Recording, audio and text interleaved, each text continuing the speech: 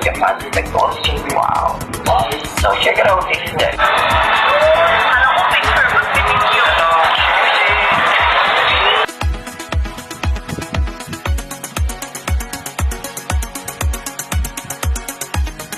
Culture. You may watch this now as your Nino and his family.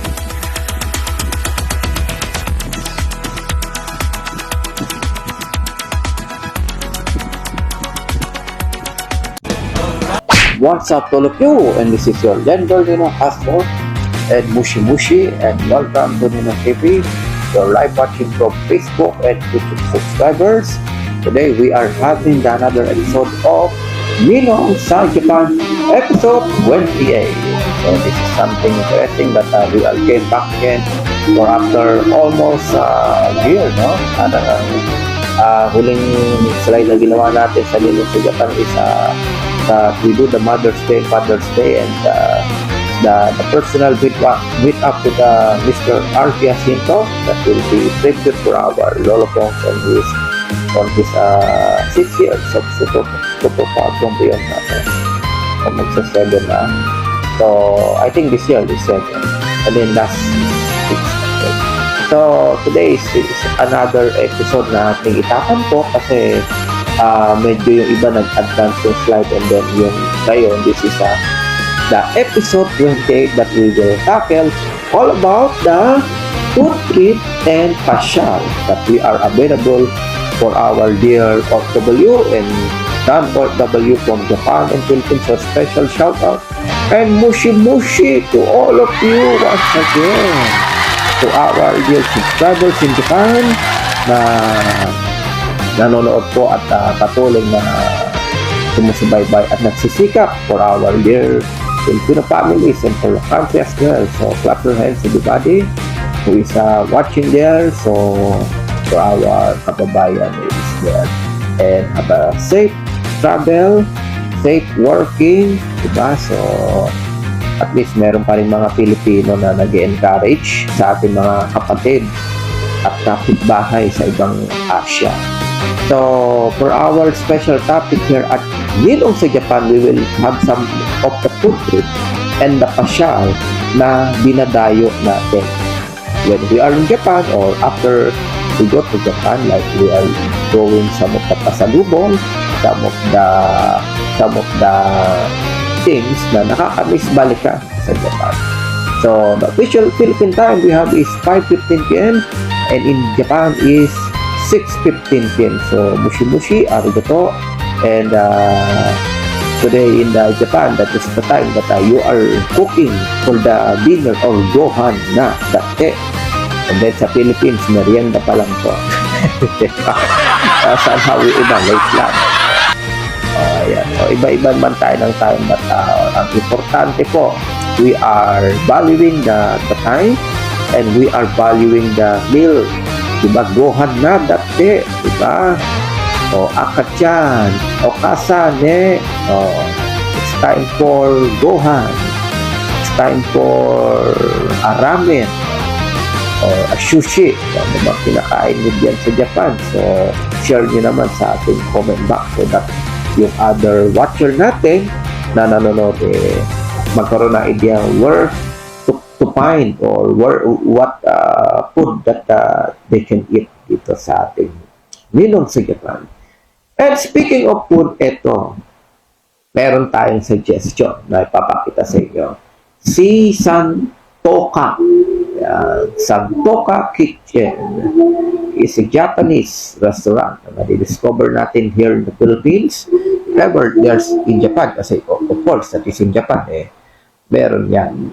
So, it is an internationally acclaimed Japanese restaurant chain specializing in authentic Hokkaido-style ramen.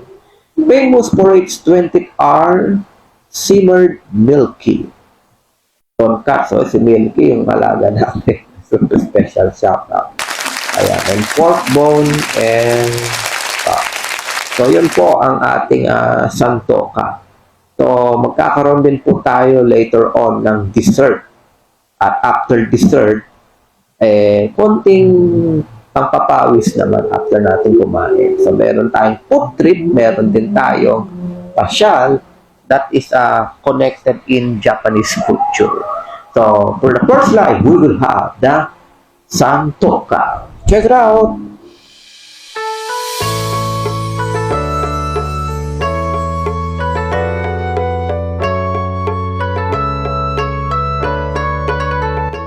This is my noodles with yempo and egg. Japan style.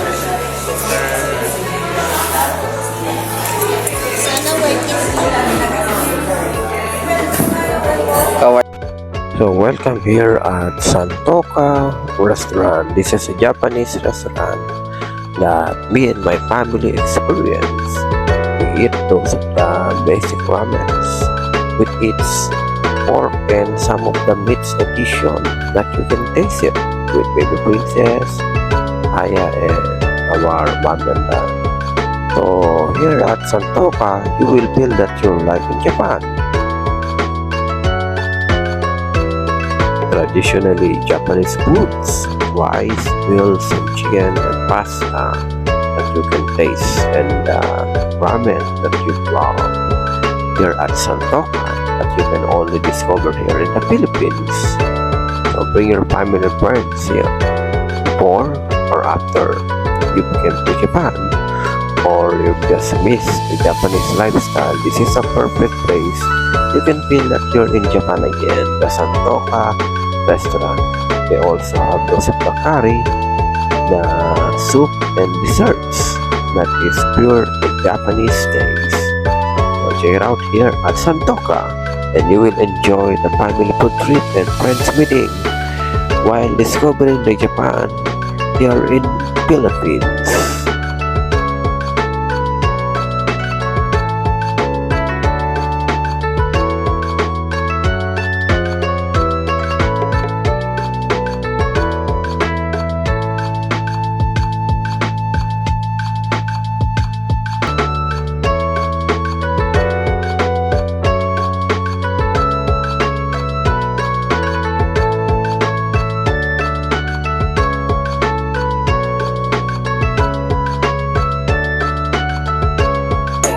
This is your Ninong, and we are experiencing a new food experience sa Santoka.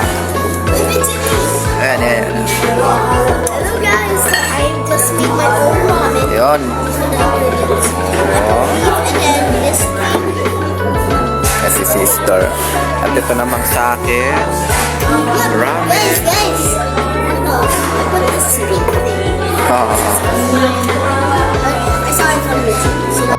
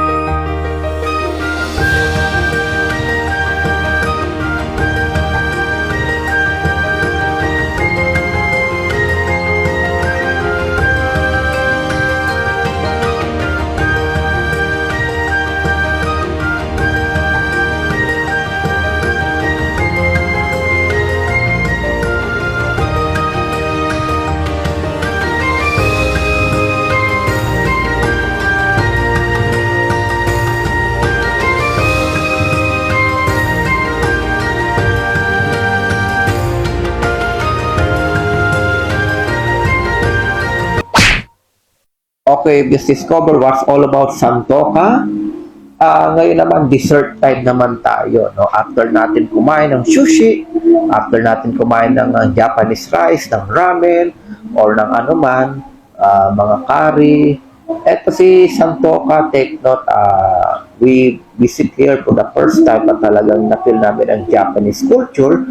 That is a restaurant here in the Philippines. So, special idea sa ating mga OFW or non-OFW na gusto nyo pa rin magpaka-Japan-Japan, no? Talagang namimiss nyo yung dati, or somehow mga Pinoy fans natin na can afford pang pumunta sa Japan, dito na lang kayo sa Santoka. Ganun din naman. Pag pumunta kayo ng Japan, ano bang gagawin na sa Japan? Kakain, di ba? Basically. Yan yung mga nakikita natin. Pag pumupunta ng Japan, ang pinunta lang doon, food trip. Gusto matikman ng Japanese food. Don't worry. Nandito naman yan sa Philippines. So, Santoka. Punta lang kayo sa mga different malls, different streets of your home. Diba? Labas-labas lang kayo ng konti. Makikita nyo si Santoka. Diba? Now, it's time to dessert naman. After natin mag-Santoka, meron tayong yaw-yaw. Yo, what's up? Ano ganun ba yun? Pero ang basa niya ilaw-ilaw. O ilaw. Nag-iilaw, nag-spark. Kaya ang pronounce niya yaw-yaw is a popular Spanish frozen yogurt brand known for its natural skim milk.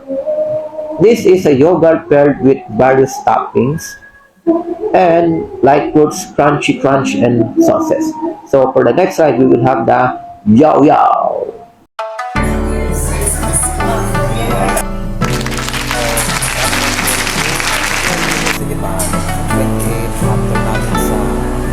Japanese food na Santoka.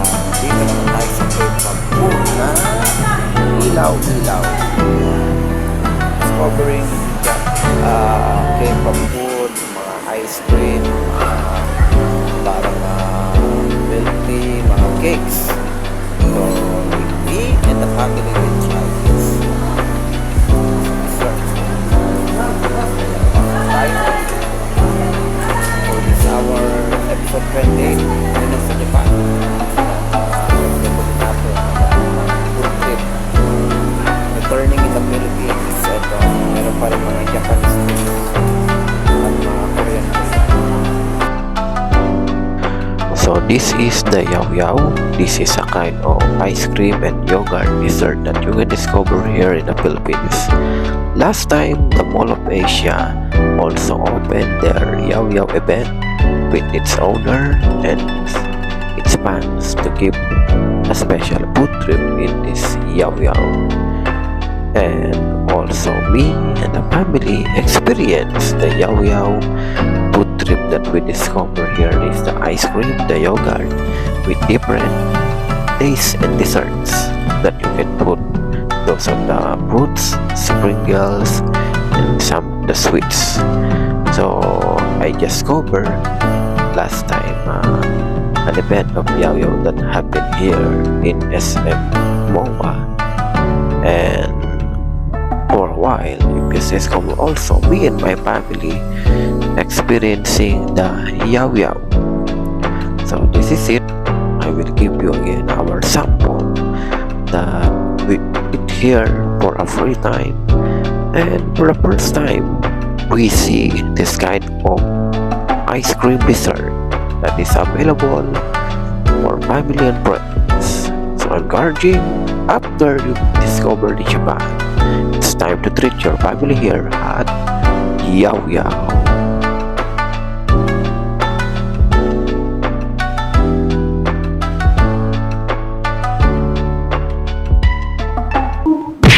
Okay, after natin kumain, time naman para tayo magpagiling-giling. Para tayo magpawis ng kaunti, mabawasan yung calories natin. Meron tayong pupunta ng Japanese store. This is called the Daiso. Hindi po yung kay Tito Henry nyo, yung Daiso. Iba po yun. Okay. Daiso, Japan po. Opo. Ito pong Daiso Japan is the largest and most famous 100 yen discount chain offering over 50,000 household products, stationery, cosmetics, and snacks. Founded in 1977, most items cost 100 yen.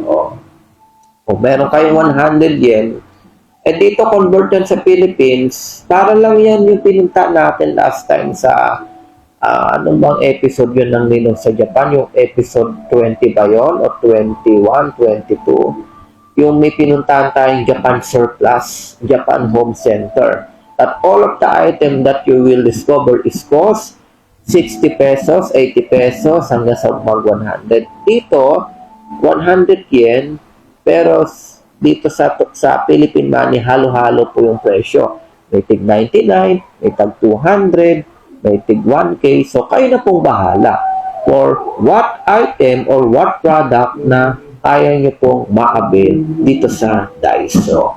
So, for the last but not the least, we will have the Daiso Japan here at Ninong Silipan, episode 28. Check it out! After all of the food trip that we have from Yao Yao and Santoka, it's time for a family shopping to discover a kind of surplus edition that we have here in Daiso. Food trip, appliances, clothes, and anything that you can discover that is made in Japan products that is selling here in the Philippines. So me and my family tried this one, and a good recommendation if you still miss the Japan, and before or after you go to Japan, you can still feel here in the Philippines selling a variety of products, Disney products, kitchen products, and more that you will discover here in Daiso.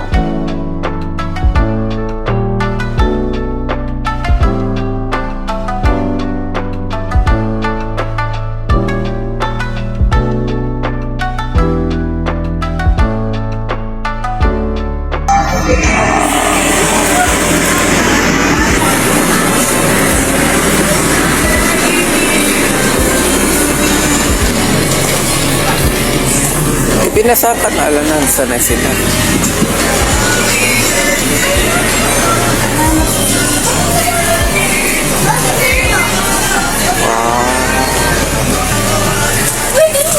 Hi, Bibi. What you will said in Daiso sa Japan? Dami na binili ko. Oh, chocolate. Oh my god, there's toys here too. Wow, magiging favorite na ni Princess tong Daiso.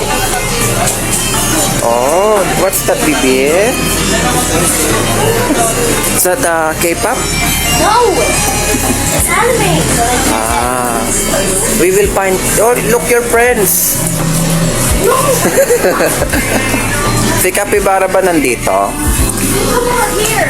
Ito gusto ko to, noodles. Lika. Lika. Oh, that's so nice. Pwede kong maging wallet. Oo, sakto sa keychain mo. Chopstick. Chopstick? Oh, chopstick. Kala ko lapis. Chopstick? Gusto mo? Pero pang babae ito eh.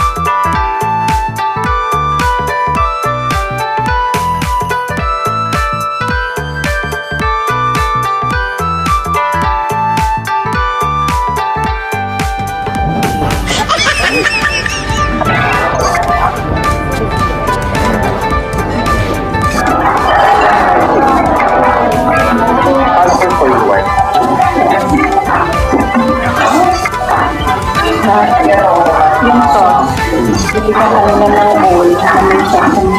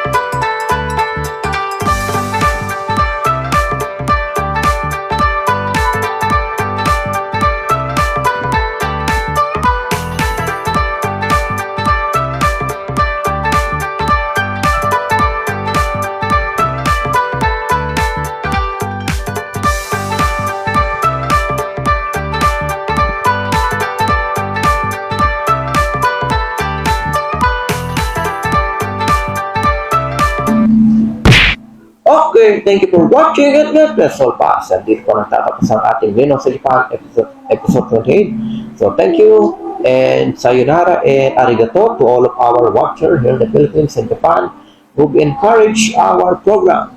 Ninong sa Japan is made for our OFW and non-OFW, Japan and Philippines connection, our culture and our discoveries and our lifestyle that we are also connecting globally and also connecting the Philippine tourism to support one another in one Asia. So this is the Ninong sa Japan is giving you for 2 years started in the year 2021 to connect the OFW and non-OFW and giving you the life study, entertainment as well.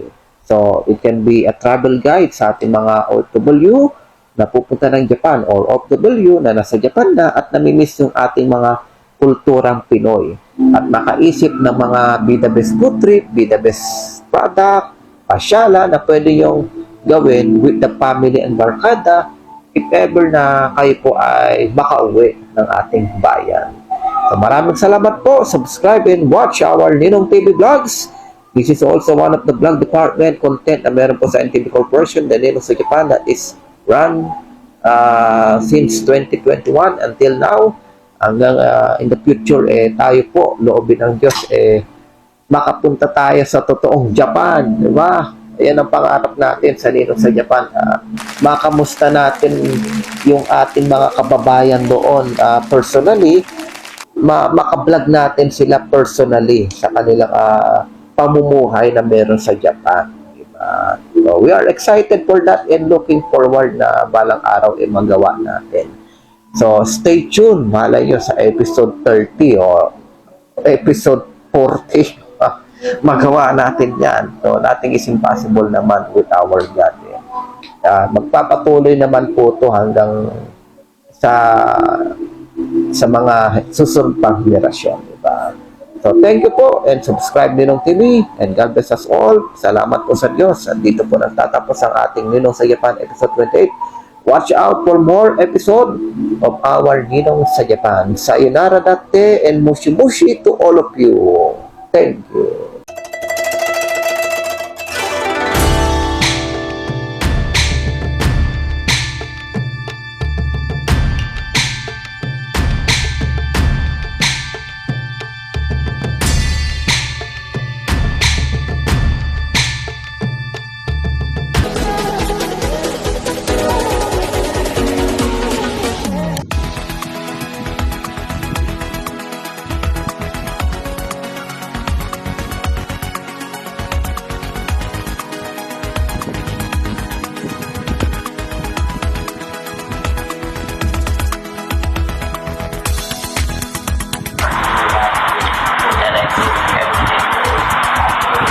The harness is made in Japan, so you're going to use Japan technology. Wow.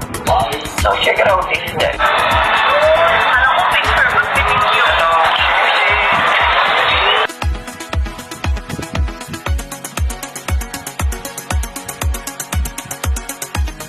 Culture. You may watch this now as your Ninong and his family.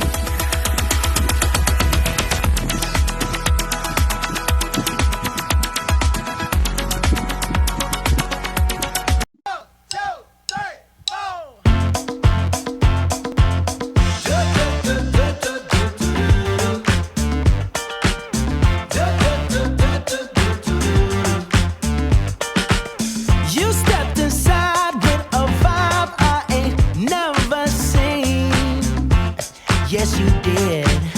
Ooh, so girl, if you talk like you walk, come and talk to me. But look here, it would break my heart, break my heart, break my heart if I find out you can't move. You better show me now, show me now, show me now. 'Cause when I take it to the floor, ooh, you gotta get down. You know what to do.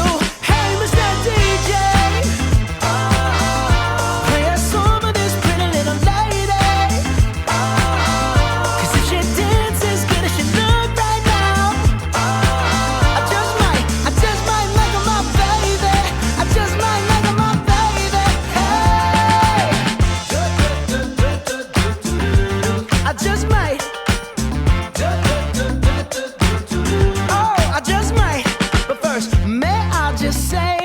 your face got me so intrigued. I'm so intrigued. But what good is beauty if your booty can't find a beat? I don't wanna know, girl. So please don't do that.